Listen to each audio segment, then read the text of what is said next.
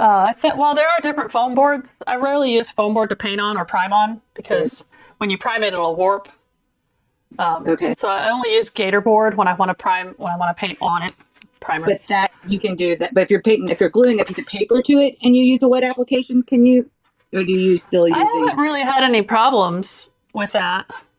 But then again, I don't use this stuff very often.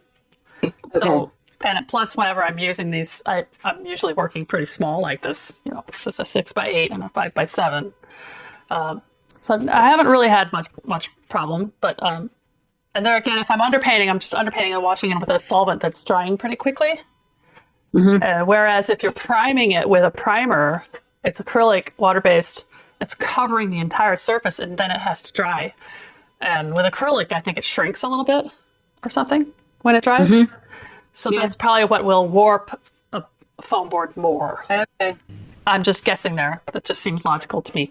But, you know, my answer to almost anything is just to try it. I like that. And People say, what if I did this? What will happen if I do this? I'm like, I don't know. Try it.